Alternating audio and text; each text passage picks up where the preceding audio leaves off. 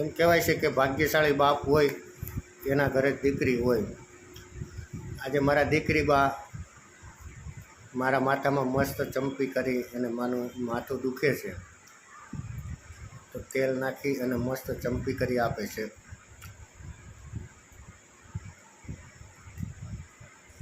જો કેટલી મસ્ત ચંપી કરે છે માથે।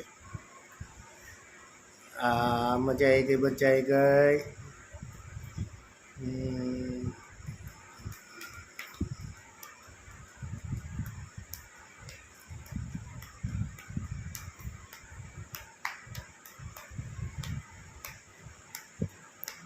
Bye bye